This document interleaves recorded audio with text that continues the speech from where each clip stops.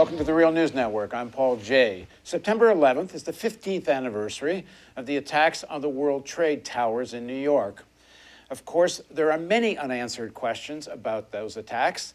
There are a few questions that are perhaps more pointed now. A few years ago, I interviewed Senator Bob Graham, who was the chair of the Congressional Joint Committee looking into the 9/11 attacks. And we discussed much of the issues of the role of the Saudi government. At the time, I asked him, if the Saudi government is involved, wouldn't that mean that Prince Bandar, the Saudi ambassador to the United States, would have to have been involved? At the time, Senator Graham said that he was not allowed to speak about that because the 28 pages, he didn't say all of this, but we knew this was the case, that Bandar was mentioned in those 28 pages. And if he were to talk about Bandar's role, he'd be revealing what was in the 28 pages, and they had been kept secret. Well, now the 28 pages have been released. So now we're going to pick up where the last interview left off and pursue the issue of just what was the role of the Saudi government, and particularly what was the role of Prince Bandar, the Saudi ambassador to the United States, and should I say, extremely close friend of President Bush and the Bush family. So now joining us is Senator Bob Graham. Bob Graham was the governor of Florida from 1979 to 1987. United States Senator from Florida from 1987 to 2005, Chairman of the Senate Select Committee on Intelligence, co-chair of the bipartisan Joint Congressional Inquiry into intelligence failures surrounding the 9/11 attacks. He's the author of the book Intelligence Matters, the CIA, the FBI, Saudi Arabia, and the Failure of America's War on Terror, and also the author of the book The Keys to the Kingdom. Thanks very much for joining us, Bob. Good, Paul. Thank you very much. So let's pick up where we left off. At the time, I said what I just said. Bandar had to have known. He had to have been involved. And in fact, when the 28 pages were released just a few weeks ago, he is very much at the center of those, what had been hidden, redacted pages from your report. So in this interview, I want to go through the report in some detail. But just first of all, overall, what do you come away with as the role of Bandar in either financing or facilitating the 9/11 attacks? Paul, let me first say thank you for this opportunity to continue our previous conversation. Also, to put this in context, the 28 pages were written in the fall of 2002. A lot of things have happened since 2002, and we have better perspective and insights. The second is that the 28 pages were largely written based on information gathered about 3 of the hijackers who lived in Los Angeles and San Diego. There was not much information available in the fall of 2002 relative to the other 16 hijackers who lived primarily east of the Mississippi in states like Florida, Virginia, New Jersey. We now know more about those other hijackers. Now, coming back to the question of Bandar, the 28 pages discuss the fact that one of Osama bin Laden's closest associates, a man named Abu Zucari, was captured in Pakistan shortly after 9/11. And among his effects was a notebook of telephone numbers. 2 of those numbers related to Prince Bandar. One of them was to his mansion second home in Aspen, Colorado, and the other was to his bodyguard in Washington, D.C. That's all we know about those numbers. The second is that Bandar was alleged to have provided funding for an intermediary who was close to one of the persons in San Diego who was providing assistance and support to the 3 hijackers who lived there. Now the fact that we didn't come to closure on Bandar is not unusual. There were a number of trails in the 28 pages where the clock ran out. We had to get our report submitted by the end of December of 2000 II, because that was the end of the session of Congress, which had given authorization for the joint inquiry in the first instance. What we did is we communicated with the FBI, with the CIA, and with the Citizens 9/11 Commission, which had just been formed and would start its work early in 2003, that here are a set of suspicious circumstances. Here's what we've developed about them. We urge you to pursue those. So one of the things that those of us who continue to be interested in this matter are doing is asking the CIA, the FBI, and the National Archives, which currently has possession of all the documentation from the Citizens 9/11 Commission, to go over these trails, including the Bandar Trail, to find out what else has been found out in the 13 years that the 28 pages were being held in seclusion. Where is the state of the investigation of that today? We don't know the answer to that question because we haven't received a response from the FBI, the CIA, or the materials. In the 28 pages, while you have the information of the link between Zubaydah's phone book and numbers in the United States, in the 28 pages, it states on page 419, the FBI noted that APSCOL has an unlisted phone number. Now, this is a company that helped manage the Bandar residence, if I understand it correctly. But then it says, a November 12, 2002 FBI response to the joint inquiry, which is the inquiry you chaired, states that, quote, CI traces have revealed no direct links between numbers found in Zubaydah's phone book and numbers in the United States. Well, that's clearly not the case. Well, and that's, I'm sad to have to say this about a venerated U.S. Institution like the FBI, but that was just one of instances in which the FBI said that they had not found anything in their investigation and assumed that that was the end of it. Another example, which is one of those things that we learned about after the 28 pages were written, is that there were 3 of the hijackers, including Mohammed Atta, the leader of the 19, who did their flight training in Venice, Florida, a community near Sarasota. And that while they were taking their flight lessons, they had connections with a prominent Saudi family, a 3-generational family of grandfather who had been close to the royal family, his daughter and son-in-law, and then their grandchildren. The FBI stated after having recognized that there was such a relationship that they found that there were no connections between the 3 hijackers and this Saudi family. Subsequently, in the files of the FBI, a report written by the FBI agent in charge of the investigation in Sarasota, he stated there were many connections between the hijackers and the family. Again, we're now, through a Freedom of Information Act request, attempting to find out what were those many connections and how far did the FBI investigation go in trying to establish what the significance of those connections were. Right. Bob, I'm going to read another section from the 28 pages.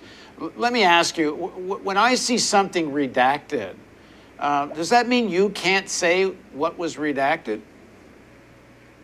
Yes, and there were about 11% of the words in the 28 pages which were redacted. And what is it that stops you from being able to say? What are you bound by? Well, I'm bound by an oath of confidentiality, which I took when I became a member of the Senate Intelligence Committee. And having it redacted is the same as having it suppressed. Right.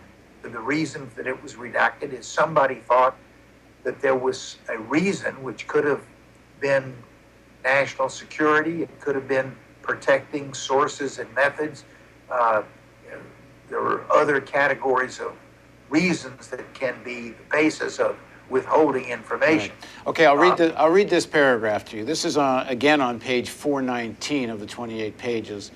According to an FBI agent in Phoenix, the FBI suspects Mohammed al-Qaeda, I'm not sure I'm pronouncing that correctly, of being redacted.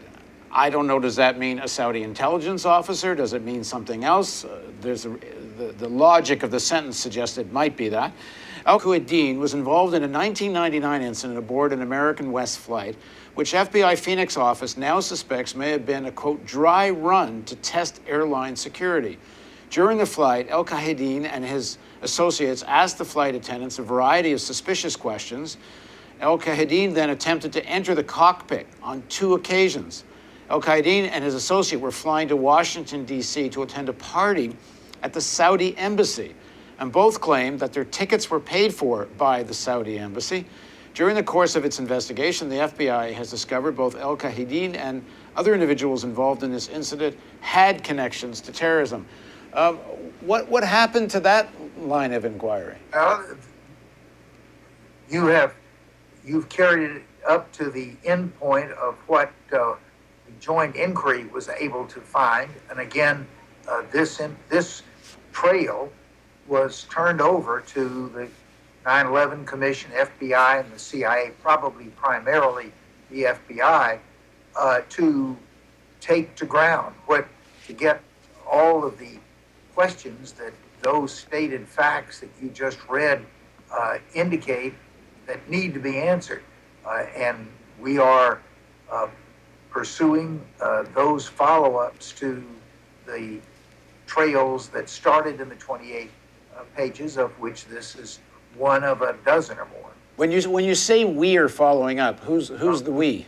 The we is the same group that's been pushing this so hard, and it includes the families of the victims of 9/11, the families who for over a decade have been suing Saudi Arabia and various entities of the kingdom, alleging that they were essentially co-conspirators in 9/11 and should be held to account. They also are investigative journalists, First Amendment lawyers who have had a long time interest in this case. Okay, I'm going to read another section from the 28 pages. This is on page 420. Prior to September 11th, the FBI apparently did not focus investigative, redacted, Saudi nationals in the United States due to Saudi Arabia's status as an American ally. Redacted, sentence redacted, more redacted. A representative of the FBI's redacted testified in closed hearings that prior to September 11th, the FBI received, quote, no reporting from any member of the intelligence community, end quote, that there is a redacted presence in the United States. What is that? Well, that sounds like it is one of the fundamental themes of 9/11, which was the failure of U.S. intelligence agencies to share information, in this case, probably information between the CIA and the FBI. We know that happened at the very, what I call Chapter 1 of 9/11, which is a meeting that was held in Kuala Lumpur, Malaysia in January of 2000, at which the attendees were close operatives of bin Laden, including the first 2 to enter the United States, to a man named al-Mitar and another al-Hazmi. And the CIA had been clumsy in not getting a listening device in the room where that meeting was going to take place. And they knew where that room was because they had been monitoring the telephone and other communications between and among the hijackers that would be in attendance.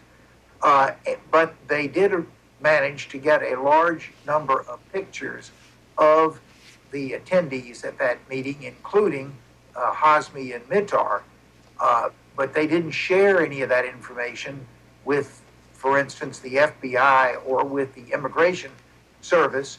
So 2 weeks after the Summit of Terrorists, as it's been called, concluded, Mittar and Hazmi walked through the Los Angeles airport undetected because the people who were handling the passport control had no reason to suspect that they were people of interest. Okay, tell me about, on page 422, there's a whole section on two men. One's name is Omar al-Bayoumi and the other is Osama Bassan. What was their connection to the terrorist plot? And what was their connection to the Saudi government? And I'm not going to read it all. There's paragraph after paragraph in the 28 pages linking certainly al-Bayoumi to the Saudi government. In fact, one paragraph on page 423 says al-Bayoumi also had frequent contact with Saudi establishments in the United States. In review of telephone toll records, the FBI learned that al-Bayoumi called the Saudi government establishment in the United States almost 100 times between January and May of 2000. According to the FBI, al-Bayoumi was in contact with at least 3 individuals in the Saudi embassy in Washington, D.C., 2 individuals at the Saudi Arabian Cultural Mission in Washington, D.C., 3 individuals at the Saudi consulate in Los Angeles. I mean, it goes on, the number of contacts with the Saudi government. Tell us a little bit who these 2 men were, and to what extent is Bandar implicated in this? Well, this requires some background. At the end of the Persian Gulf War in 1991, the kingdom was dissembling. They realized how close they came to be invaded by Saddam Hussein's troops who were in Kuwait. They recognized how weak their military was, and they also became very concerned that they were going to face an internal issue similar to what happened in Iran in 1979, where largely a group of college-age Iranians overthrew the Shah and installed the government that is there today. In order to try to protect themselves against such a youth-led revolution, the Saudi government set up a series of monitors around the world whose job it was to watch over young college-age, particularly Saudis, wherever they were, to determine if they were plotting against the kingdom. One of those monitors was named Bayoumi, and he had been a bookkeeper for the Civil Aviation Agency in Saudi Arabia, was selected to be trained to be a monitor, and then was assigned in the late 1990s to the Southern California area. I'm now going to move to speculation. My speculation is that bin Laden was aware of this series of monitors. He also became aware, as he developed his plot of attacking the United States by expropriating commercial airliners, how difficult that was going to be, and recognized that the people that he was selecting to lead this attack inside the United States, who didn't, in the main, speak English, they'd never been to the United States before, they weren't highly educated, were not going to be able to carry out the plot without some assistance. And so he put the two together and said, I am going to create a situation where the Saudi kingdom will make this system of monitors that they have available to me, so that wherever the hijackers end up being placed in the United States, they will have someone who can be their overseer while they're there. And since the first 2 hijackers to enter the United States came to Los Angeles, and that was part of Bayoumi's territory, he became the first mentor of these hijackers. I want to get back to why the Saudis may have done this, and I also want to get to what the U.S. government's role in all this was. But just one more thing from the 28 pages, because we don't. I know you have to leave, and I hope we can get back to this in another session. But on page 428, Bassan, who is described in this way, the FBI also developed additional information clearly indicating that Bassan is an extremist and supporter of Osama bin Laden. Now, Bassan is connected with the people where? Well, Bassan was essentially Bayoumy's second in command, and was in the course of being trained to become Bayoumy's successor. Bassan had been in the United States for a longer period than Bayoumi. In fact, there's a lot of smoke around his role with the so-called blind sheikh who had tried to blow up the World Trade Center back, I think, in 1993. Bassan had a number of suspicious connections to that incident.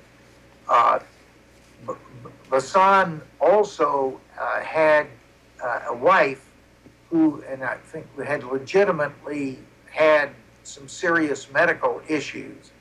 The embassy of the Saudi Kingdom in Washington has a fund that's under the direction of the wife of the ambassador, which is available for indigent Saudis living in the United States who have some urgent situation. And in this case, Bassan went to the embassy, pleading on behalf of his wife for funds to pay for her medical attention. And she was given such assistance. Now, according to the 28 pages, the FBI, it's at least it is certainly, one would think, known to Prince Bandar and the Saudis that Bassan is a supporter of bin Laden. According to the FBI, I read, according to an FBI asset, Bassan spoke of bin Laden as if he were God, and so on. Can I just finish the train that I was on? So now we have Bassan, who by this time has moved to San Diego, and he's assisting Bayoumi, and he's also getting a regular, or his wife has gotten a check for first her surgeries and then second for the rehabilitation. And I think the checks were about $2,000 a month. In the early part of 2000, coincident with the time that the two hijackers came to San Diego, Mrs.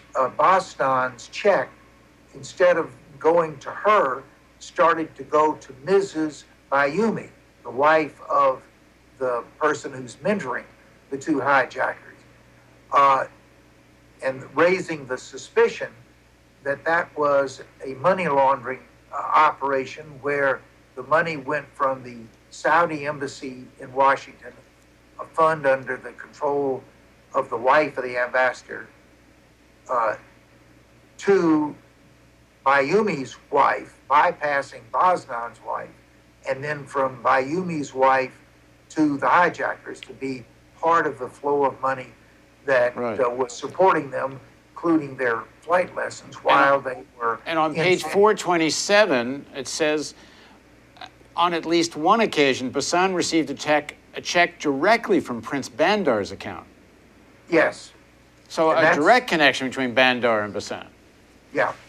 And that's again, I hope that when we get a response from the FBI, CIA, or the archives, we'll find that there were investigations done by one or more of those three groups, which answered the questions of, was Bassan's wife a conduit of money from the Saudi embassy in Washington to the two hijackers?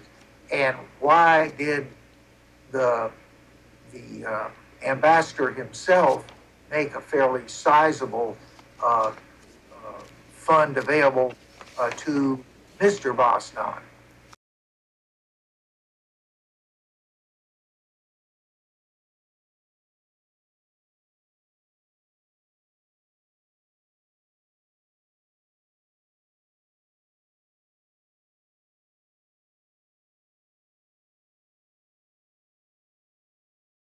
I want to jump to something else, which we discussed in the previous interview, and that has to do with the role of the American government in this, particularly the Bush-Cheney administration. I'm going to play for you a little exchange we had in the previous interview. If you are right that Bandar knew this was going on, then he's sitting meeting with his friend, President Bush, regularly in the days leading up to 9/11, and either not saying anything or somehow does. I mean, I know you know there's a lot of theory and I think a lot of evidence that it would at least require an inquiry, that there's a deliberate intent not to know. It's not just it's not just incompetency. And I mean, to believe that it's just incompetency, then you have to think it's like the Keystone Cops of intelligence agencies. They're just tripping all over each other. Yeah, but that seems hard to believe. Well, and also the fact that it was so pervasive that virtually all of the agencies of the federal government were moving in the same direction, from a customs agent at an airport in Orlando who was chastised when he denied entry in the United States to a Saudi, to the President of the United States authorizing large numbers of Saudis to leave the country, possibly denying us forever important insights and information on what happened. You don't have everybody moving in the same direction without there being a head coach somewhere who is giving them instructions as to where he wants them to move. So that includes before and after the events? Primarily before the event. After the event, it shifts from being an action that supports the activities of the Saudis to actions that cover up the results of that permission given to the Saudis to act. So could you explain particularly this last couple of sentences? Primarily before the event, after the event, it shifts from being an action that supports the activities to the Saudis to actions that cover up the results of that permission given to the Saudis to act. So can you elaborate on that? Well, and I'll get to the why question. Why would the U.S. government have done this? And let me say, I no longer use the words cover-up to describe what's going on. I find more accurately the words aggressive deception. The federal government has attempted to rewrite the narrative of 9/11 in order to exclude the role of the Saudis from that horrific story. Why did they do it? I think there are a number of reasons. Some of them relate to the long-time special personal relationship between the Bush family and the Saudi kingdom. It goes back 3 generations to Herbert Walker Bush's father, Prescott Bush, from a senator from Connecticut. I think it also involves the long relationship that started in World War II, when the United States essentially committed to provide security to the Saudis committed to provide a reliable source of petroleum to the United States and its allies. But I think there's another issue here, and that is, if you'll recall, at the World Trade Center after 9/11, the president with a bullhorn said words to the effect that we are going to follow anyone who was found to have been in any way connected to this murder, and that we will follow them to the ends of the earth. pretty strong words. And certainly shortly thereafter, much of the information that you have outlined became available to the president. Problem: the president wanted to go to war with Iraq, and he has painted at the site of the crime a path that looks like it's going directly to the Saudis, but that's not the destination he wants. So what do? You have to suppress all the information that would cause people to think that the Saudis were the people that he was talking about with the bullhorn at the World Trade Center, and get the country prepared and willing to go to war against a country which was subsequently found out to have virtually, if not totally, nothing to do. Right, but Bob, I know you have to leave, but so I just want to focus on this line.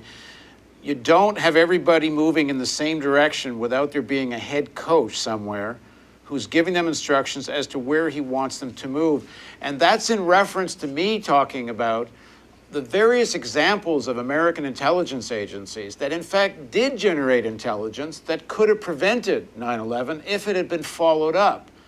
And I had asked you if there was a deliberate culture created to the American intelligence agencies of not wanting to know, which in itself could prohibit the sharing of information that people talk about. You mentioned to me in this interview that in the famous memo, bin Laden plans to attack the United States, that in the subsequent memo that usually goes out to heads of agencies, that was omitted, which one would think would have gone to head of agencies in order to take precautions. You mentioned the immigration, the border official who's chastised. This was because there had been a guideline handed down from the White House, if I understand it correctly, not to stop Saudis from coming into the country, even if under normal protocol you would have stopped them. So who's the coach?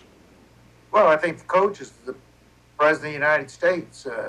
He's the only one who could have commanded agencies from the Department of State to the Treasury Department to the intelligence community to the FBI and other law enforcement agencies to all act in the same manner, because they are all ultimately responsible to the president.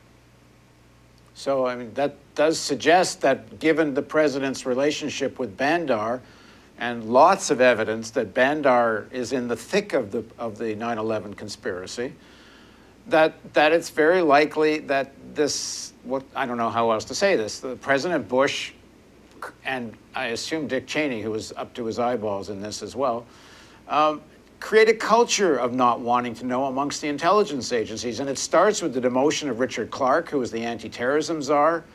And apparently, even after George Tenet briefs President Bush, in his first briefing, according to Tenet, he tells Bush the #1 national security threat to the United States is al-Qaeda and bin Laden.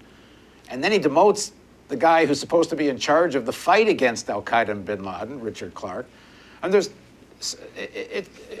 there not, at the very least, a very strong suggestion that the back door was open for this type of attack? I don't know if there's any evidence the White House knew what was coming, but Bandar certainly had a pretty good idea what was coming. Again, these are exactly the questions to which I hope that the information that was gathered subsequent to the writing of the 28 pages, in response in many cases to the trails that were first outlined. Of course, we've lost 13 years. We should have been doing this not in 2016, but in 2002, 3, 4, 5, 6, etc. But we are where we are. So, and many people are asking, does it make any difference now? 15 years later, why don't we move on? A prominent official in the FBI told me in 2011 to get a life, to stop pestering them about this. I think it makes a lot of difference. Justice to the families that have suffered so grievously, our national security. The Saudis, thinking that they have a status of immunity from the United States, have continued to fund terrorist organizations and continued to train the next generation of terrorists in Wahhabist mosques and schools, feeling that there's going to be no negative reaction from the United States. I think this has had an enormously detrimental impact on the American people. The presidential election is now well underway, and we're every day seeing the depth of public cynicism and a sense of disconnection between the government and the people. And I believe that acts of secrecy, such as we've been talking about, are a significant part of that public attitude. Can I suggest an alternative theory, if all this is true, what might have motivated it, is that a real convergence of interest between the Saudi regime and the President Bush and Dick Cheney and the neocons around them. We know there's a document that comes out called Project for a New American Century, which essentially calls for regime change, first of all in Iraq, then in Syria, and the ultimate prize being Iran. And we know the Saudis are extremely motivated to try to overthrow the regime in Iran. They hate the Iranians, and it frames itself as hating Shia. And it's certainly a convergence of interest between the Saudi government and al-qaeda that hate Shia probably more than they hate America. And of course, Bush-Cheney's stated objective was regime change in Iran. They wanted, in fact, there was a time where they hoped to go to war with Iran, and perhaps only generals from the Pentagon stopped it from happening. That there was a real convergence of interest to create the conditions of what was called in that Project for a New American Century, the need for a new Pearl Harbor, that they're conniving in this. There's no other way to say it. A lot of intriguing questions. I hope that we will have some answers. I only hope we don't have to wait another decade and a half to get at the business of providing those answers. Thanks very much for joining us, Senator. Thank you very much. I appreciate this opportunity and the very incisive questions that you've asked. Hope we'll have a chance to do it again as we learn more about this tragedy. Great. Thank you very much. And thank you for joining us on the Real News Network.